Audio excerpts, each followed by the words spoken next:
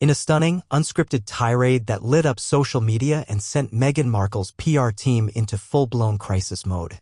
Actor Woody Harrelson torched the Duchess of Sussex's fledgling lifestyle brand as ever and dropped a bombshell reference to her most controversial and long-whispered past, her rumored days as a so-called yacht girl.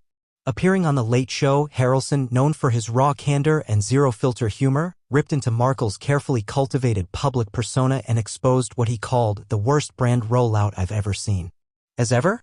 More like as never. But it wasn't just the brand he targeted. It was Meghan herself, the contradictions, the entitlement, the narrative manipulation. The crowd laughed uncomfortably, the host flinched, and Meghan's name once again became synonymous with scandal. The late-night moment was far more than a celebrity jab. It was a cultural gut check. Meghan Markle, who has spent years attempting to reinvent herself as a feminist icon, entrepreneurial powerhouse, and victim of relentless scrutiny, was suddenly being called out not by tabloids or anonymous sources, but by a respected Hollywood veteran. Harrelson's commentary wasn't gossip. It was a damning observation of a public figure who has spent years selling a version of herself that's increasingly difficult to reconcile with the facts. Meghan Markle's as ever brand was supposed to mark a soft power renaissance, a dignified return to public life after a string of failed ventures. Teased as a lifestyle label rooted in elevated essentials, the brand was reportedly meant to reflect Meghan's timeless values of sustainability and simplicity. But even before its official launch, the cracks were glaring. Harrelson, with biting precision, captured what many fashion critics and insiders had been whispering for months: as ever is a whole lot of nothing, pretending to be something. Let's be honest, Meghan's attempt at brand building has never been about the products. It's about packaging her image as palatable to the wealthy and woke. But as Harrelson noted, the branding itself was an exercise in contradiction. Simplicity? It's a celebrity selling $800 beige sweaters to people who can't afford their rent, he quipped. Sustainability? This is someone who flew on a private jet to a climate summit. And he's right. Meghan's eco-conscious image collapses under scrutiny. The hypocrisy of her clean, lifestyle brand is impossible to ignore when juxtaposed against her real-life extravagance: designer wardrobes, fleet of private jets, a $14 million Montecito mansion, and more PR consultants than actual employees. As ever was never about authenticity, it was about reinvention. And it failed spectacularly. Then came the moment that truly lit the internet ablaze. Woody Harrelson, mid-rant, tossed off a reference to Meghan's yacht days. I mean, who's buying life? The room went dead silent. The host attempted to pivot, but the line had landed and it resonated. For years, the phrase yacht girl has floated around Meghan's pre-royal life like an ominous cloud.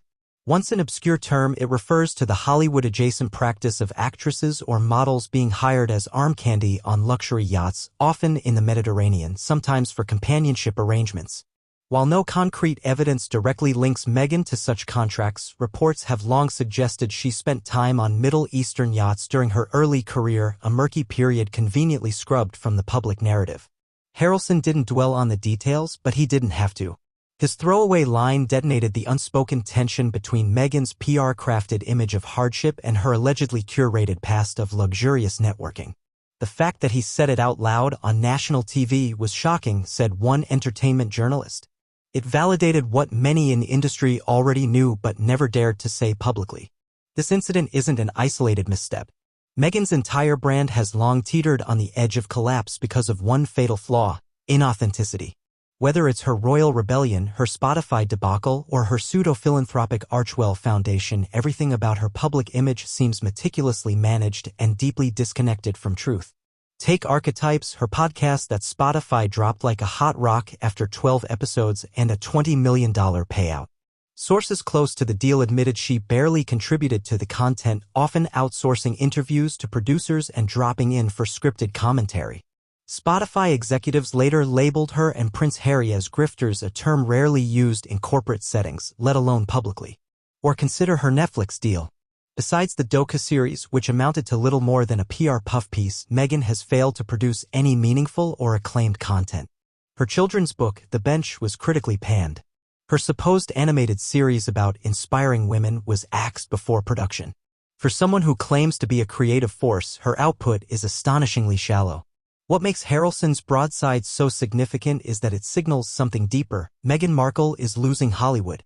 Once considered a darling of progressive elites and Hollywood royalty, she now finds herself increasingly isolated.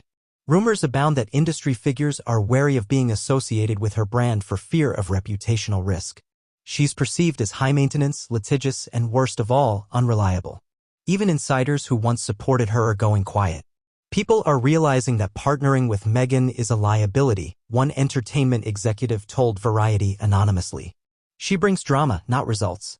Harrelson, a widely respected it was a cultural mirror.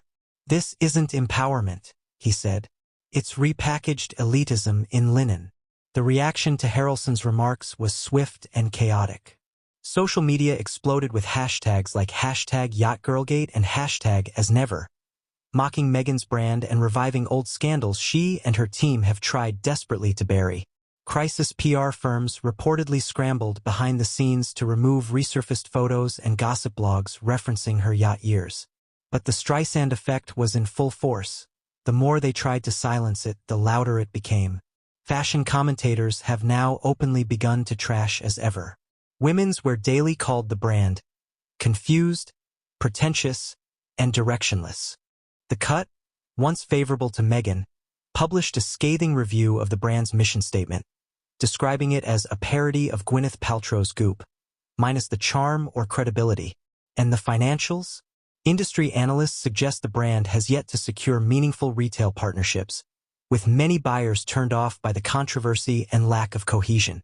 Meghan's idea of quiet luxury might have worked in 2017, but in 2025,